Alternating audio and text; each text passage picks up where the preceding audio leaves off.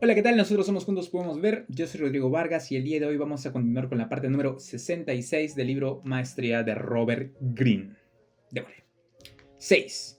Sométete al otro. La perspectiva desde dentro. Como se narró en el capítulo 2, en diciembre de 1977, Daniel Everett, en compañía de su esposa Karen y sus dos hijos, llegó a un remoto pueblo de la selva amazónica en Brasil, donde pasarían buena parte de su vida durante los 20 años siguientes. ¡Wow! Ese pueblo pertenecía a una tribu dispersa en el área, conocida como Piraja. Everett, el protagonista de este capítulo, había sido enviado ahí por el Instituto Lingüístico de Verano, ILV, organización cristiana que forma futuros misioneros en las habilidades lingüísticas necesarias para traducir la Biblia a lenguas indígenas y contribuir así a la difusión del Evangelio. Everett mismo había sido ordenado como ministro. Los directores de esta institución consideraban el Piraja uno de las últimas fronteras de su empeño de traducir la Biblia a todas las lenguas. Era quizá el idioma más difícil de aprender por cualquier extranjero. Los Piraja han vivido durante siglos en la cuenca del Amazonas, resistiendo todos los intentos de asimilación y aprendizaje del portugués. Viviendo en tal aislamiento, llegó un momento en el que nadie, fuera de los Pirajas, podía hablar ni entender su lengua. Varios misioneros fueron enviados ahí después de la Segunda Guerra Mundial, pero ninguno había hecho grandes progresos. Pese a su formación y talento lingüístico, aquel idioma le resultaba exasperantemente elusivo, difícil, incomprensible prácticamente. Everett era uno de los lingüistas más prometedores de la institución. Había visto en mucho tiempo, y que se había visto en mucho tiempo, mejor dicho, y cuando éste le presentó el reto de los Pirajas, él se entusiasmó de sobremanera. Los padres de su esposa habían sido misioneros en Brasil, y Keren, su esposa, había crecido en un entorno no muy diferente a un pueblo, Piraja. La familia parecía apta para la tarea y durante sus primeros meses ahí, Everett logró grandes avances. Abordó el Piraja con enorme energía, usando los métodos que había aprendido en la institución lingüística, adquirió poco a poco un vocabulario y la capacidad de decir algunas oraciones rudimentarias, copiaba todo en tarjetas que llevaba colgado de la cintura, era un investigador incansable. Aunque la vida en ese pueblo representaba algunas complicaciones para él y a su familia, se sentía a gusto con los Pirajas y esperaba que aceptaran su presencia. Pronto, sin embargo, comenzó a sentir que algo no marchaba bien. Parte del método de la institución de la ILB consistía en alentar la inmersión en la cultura indígena como el mejor medio para aprender una lengua. En esencia, los misioneros eran abandonados a su suerte, a hundirse o nadar en la cultura local sin soportes de ninguna especie. Tal vez en forma inconsciente, no obstante, Everett no pudo menos que guardar cierta distancia y sentirse algo superior a la atrasada cultura piraja. Tomó conciencia de esta distancia interior tras varios incidentes en la aldea. Wow, ¿qué habrá pasado? Pero él daba una distancia como para decir, yo sé que está pasando algo acá, no me voy a meter por completo. Primero, a varios meses de su arribo, su esposa e hija estuvieron a punto de morir de paludismo. Wow, a él le molestó la falta de empatía de los pirajas en este aspecto. Wow. Poco después, Everett y su esposa hicieron todo lo posible para curar a un bebé piraja gravemente enfermo. Los pirajas estaban seguros de que moriría, y los esfuerzos de los misioneros parecieron incomodarles incluso. Un día, Everett y su esposa descubrieron que el bebé había muerto. Los pirajas le habían quitado la vida forzándolo a ingerir alcohol. ¿Qué?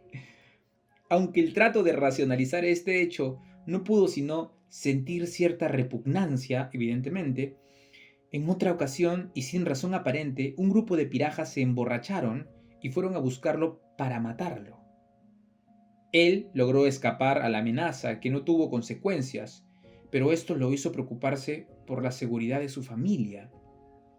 Lo principal, sin embargo, era que los pirajas habían empezado a decepcionarlo. Él había leído abundantemente sobre las tribus del Amazonas, y los pirajas distaban mucho de estar a la altura. Prácticamente no tenían cultura material, herramientas, artes, vestidos ni joyas de importancia. Si las mujeres necesitaban una canasta, buscaban hojas húmedas de palmeras, la tejían deprisa, usaban la canasta una o dos veces y las dejaban, las desechaban. No concedían valor alguno a las cosas materiales, y nada en sus poblados estaba pensado para durar mucho. Eran personas que lo usaban cosas y botaban y así, ¿no? Tenían pocos rituales, y hasta donde Everett sabía, ningún folclore genuino ni mitos de creación. Wow, no había historia en esa tribu. Una vez lo había despertado cierta agitación en el pueblo. Al parecer, sus vecinos habían visto un espíritu que vivía en las nubes, quien les advertía no adentrarse en la selva. Miró donde ellos miraban y no vio nada. No había historias coloridas sobre este tema, ninguno relacionado con un mito, solo unos nativos viendo emocionados el espacio vacío, que él veía vacío.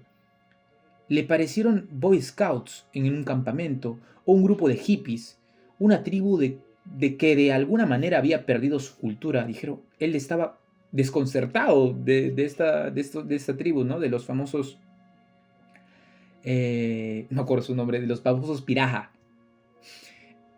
Continuamos. Esta decepción e incomodidad coincidía con frustración por su propio trabajo. Había hecho algunos progresos en esa lengua, como parecía que entre más palabras y frases aprendía, más preguntas y enigmas se le revelaban, más cuestiones, ¿no?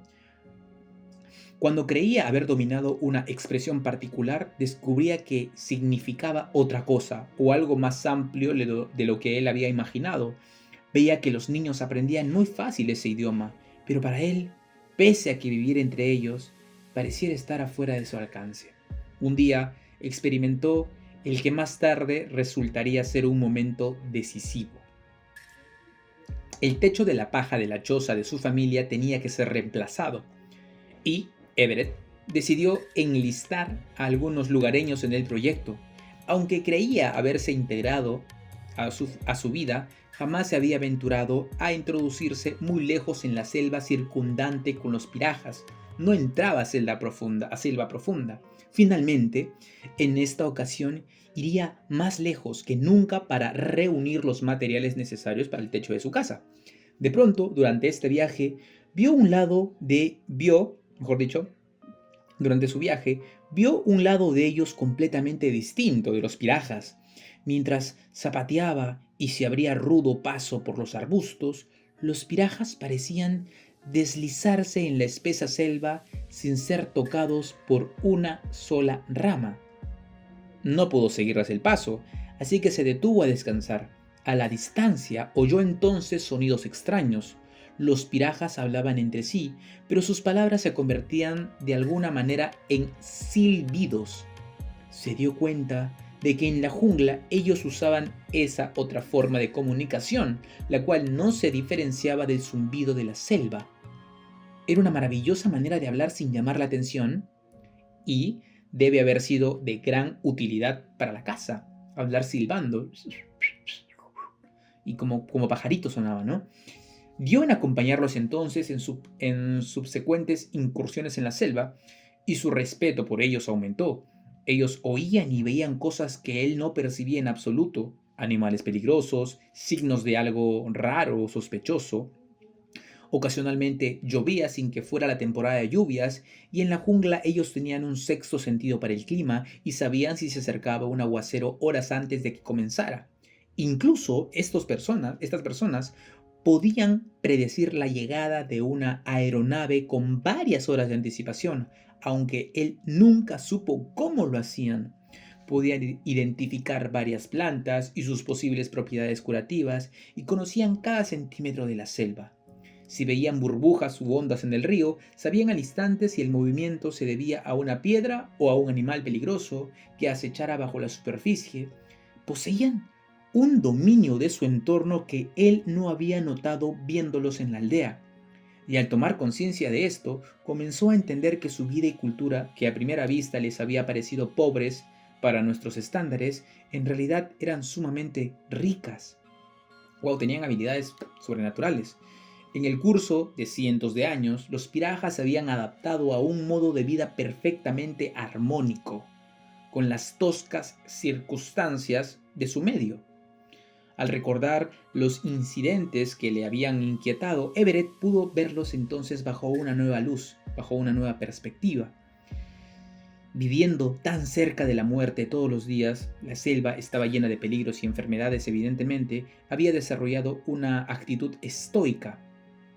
No podían permitirse perder tiempo ni energía en rituales de duelo o demasiada empatía. Sentían cuando alguien iba a morir y estando seguros de que el bebé que los Everett habían tratado de salvar estaba condenado a desaparecer, juzgaron mejor y más fácil acelerar su muerte y no mirar atrás. Los pirajas viven el ahora.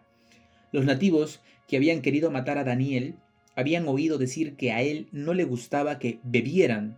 Temían que Everett fuera otro extraño interesado en imponerle su autoridad y valores.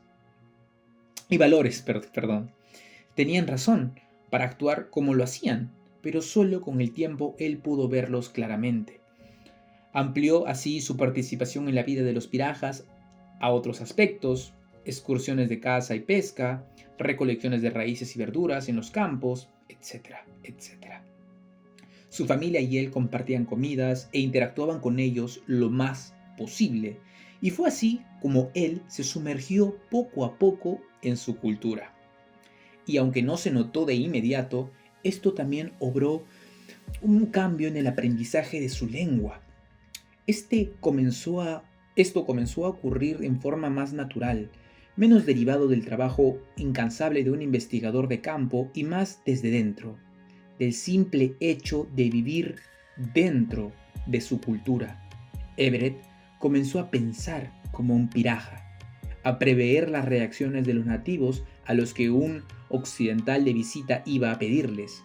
Se empapó de su sentido del humor y del tipo de historias que le gustaba contar junto a la hoguera. Se hizo uno de ellos. Y mientras empezaba a comprender crecientes aspectos de su cultura y a comunicar con mayor destreza, notaba cada vez más peculiaridades de la lengua piraja. Everett había sido adoctrinado en las creencias prevalecientes de la lingüística propugnada por Noam Chomsky. De acuerdo con este, todas las lenguas comparten ciertas características, lo que él llama gramática universal. Esta gramática implica un rasgo neurológico común en el cerebro que permite a los niños aprender idiomas. ¿Vale? Según esta teoría, estamos hechos para el lenguaje, evidentemente, pero cuanto más tiempo pasaba Everett entre los pirajas, más signos veía de que su lengua no compartía alguna de esas características comunes, ¿no? de esta gramática universal. Ellos no tenían números, ni un sistema para contar, no tenían palabras específicas para los colores, sino que los describían con frases relacionadas con los objetos aludidos. De acuerdo con la gramática universal, el rasgo más importante compartido por todas las lenguas es lo que se conoce como recursión.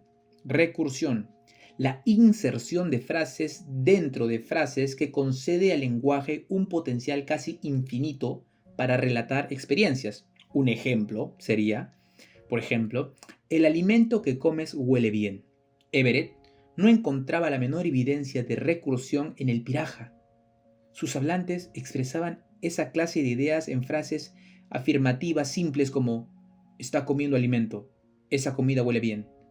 Esas excepciones a la gramática universal comenzaron a acumularse una vez que él se puso a buscarlas. Al mismo tiempo, la cultura piraja empezó a adquirir creciente sentido para él, lo que alteró su concepción de su idioma, obviamente, no hablaba mucho su idioma, solamente piraja, piraja, piraja. Por ejemplo, en una ocasión aprendió una palabra que en piraja le explicó que significaba lo que está en tu cabeza cuando duermes. Así, ese término significaba sueño, pero se le empleaba en una entonación natural que los pirajas usaban para referirse a una experiencia nueva, no a un sueño, realmente. ¡Wow! Para ellos, lo que está pasando en tu cabeza cuando duermes es el futuro, algo así, y no es un sueño, como nosotros lo vemos. ¡Wow! Tras hacer más preguntas, Everett reparó en que, para ellos, soñar es sencillamente una diferente forma de experiencia, en absoluto una ficción. Un sueño es tan real e inmediato para ellos como cualquier otra cosa con que se topen estando despiertos. O sea, el sueño para ellos es real. Ellos sueñan y creen que el sueño que han soñado es la realidad también. ¡Wow! Con cada vez de estos ejemplos en la cabeza de Everett empezó a gestarse una teoría, el que llamaría el principio de la experiencia inmediata. La famosa PEI, principio de la experiencia inmediata. Esto significaba que para los pirajas, todo lo que concierne a ellos son cosas que pueden experimentarse en el aquí y ahora, o que se relacionan con algo que alguien ha experimentado personalmente en un pasado muy reciente, muy reciente. Esto explicaría las peculiaridades de su lengua, los colores y los números son abstracciones que no caben en el PEI porque no hay recuerdo, eso está pasando ahora y no le podemos poner un color a algo porque lo abandonamos. En vez de recursión, tienen simples enunciados declarativos acerca de lo que han visto. Esta teoría explicaría su falta de cultura material o de mitos de creación e historias referidas a algo en el pasado. Había desarrollado esa forma de cultura como la adaptación perfecta a su entorno y necesidades. Esto los hacía sumergirse profundamente en el presente y los volvía notoriamente felices. Les ayudaba a trascender psicológicamente las dificultades de su medio. Como no tenían necesidad nada más allá de su experiencia inmediata, el ahora, el aquí, no tenían palabras para esas cosas. La teoría de Everett fue fruto de años y años de honda inmersión en la cultura de los piraja. Conforme se consolidaba en su mente, iban explicando muchas cosas. Esto no habría podido verse o comprenderse en el curso de unos cuantos meses o años observando los pirajas desde fuera. Imposible, tenías que ser parte de ellos.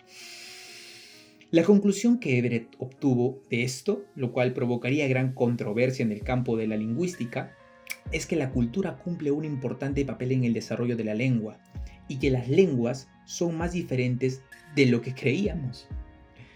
Aunque ciertamente hay aspectos comunes a todas las lenguas humanas, no puede haber una gramática universal que invalide la relevancia de una cultura.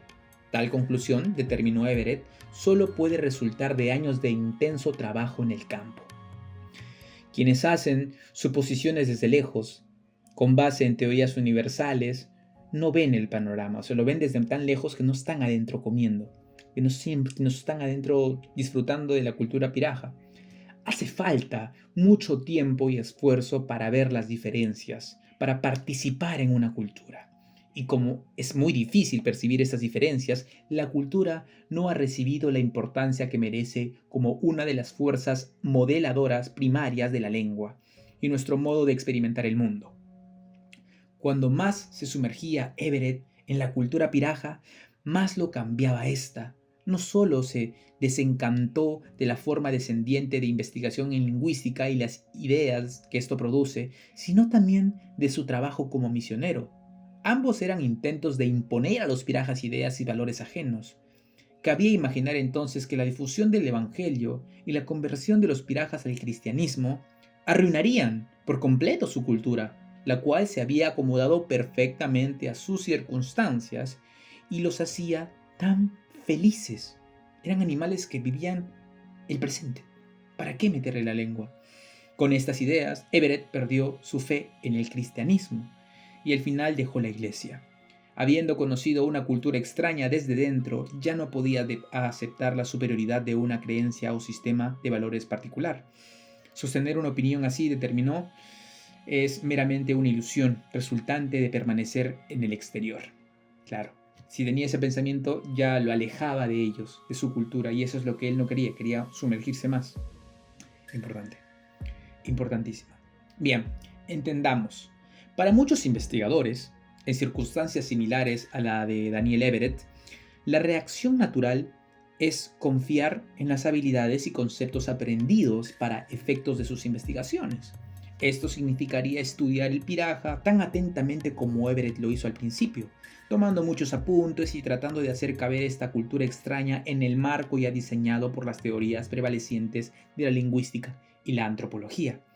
De esta forma, esos investigadores serían premiados con artículos en revistas prestigiosas y sólidos puestos en la academia, pero al final permanecerían fuera, y buena parte de sus conclusiones serían sencillamente confirmaciones de supuestos.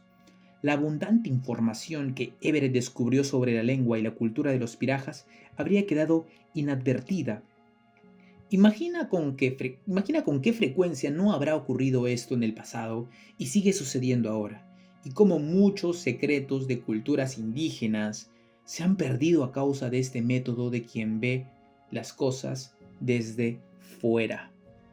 Parte de esta predilección por la perspectiva externa tiene su origen en un prejuicio entre los científicos: estudiar desde fuera. Dirían muchos, preserva nuestra objetividad, pero ¿qué tipo de objetividad es esa cuando la perspectiva del investigador está teñida por tantos supuestos y teorías predilectas, predigeridas, antiguas, ¿no? Tradicionales? La realidad de los pirajas solo pudo ser vista desde dentro y desde la participación en su cultura. Esto no tiñe al observador de su subjetividad. Un científico puede participar desde dentro y preservar de todas maneras sus facultades racionales. Everett fue capaz de distanciarse de la cultura piraja e idear su teoría del PEI, lo intuitivo y lo racional. Juntó, ¿no? La perspectiva interna y la ciencia pueden coexistir fácilmente, parte de nuestra inteligencia. Para Everett, elegir ese camino interior requirió mucho valor. Significó someterse físicamente a los peligros de la vida de los pirajas en la selva, condujo a una difícil confrontación como profesor, evidentemente, llevó a un profundo desencanto del cristianismo que había significado tanto para él cuando era joven, pero Everett se sintió obligado a obrar así por su deseo de descubrir la realidad de los pirajas, y al seguir esta dirección poco convencional, fue capaz de dominar su sistema lingüístico inconcebiblemente complejo y obtener discernimientos invaluables sobre su cultura y el papel de su cultura en general. ¿No? Comprende, muy importante, no podemos experimentar por los demás. Siempre nos asomamos desde fuera, y esta es la causa de muchos malos entendidos y conflictos. Pero la fuente primaria de la inteligencia humana es el desarrollo de las neuronas espejo. Ya se recuerda Jack Ma, que se aprende de los errores de los demás. Lo que nos concede la aptitud de ponernos en los zapatos de otros e imaginar su experiencia. A través de una exposición continua a la gente y tratando de pensar dentro de ella, podemos obtener una sensación creciente de su perspectiva. Pero esto requiere un esfuerzo de nuestra parte, evidentemente. La tendencia natural es proyectar en los demás nuestras creencias y sistema de valores en forma que ni siquiera percibimos. Cuando se trata de estudiar otra cultura, es solo mediante el empleo de nuestras facultades empáticas y participando en la vida de sus miembros que podemos superar esas proyecciones naturales y llegar a la realidad de la experiencia ajena. Para hacer esto debemos vencer nuestro gran temor al otro y a la diferencia de sus usos y costumbres. Debemos entrar en sus sistemas de creencias y valores, sus mitos, su manera de ver el mundo, y así, poco a poco, el cristal deformante por el que lo vimos al principio empieza pues a aclararse, ahondando en su otredad, sintiendo lo que él siente, podemos descubrir lo que hace distinto y aprender acerca de la naturaleza humana. Esto se aplica a culturas, individuos e incluso escritores.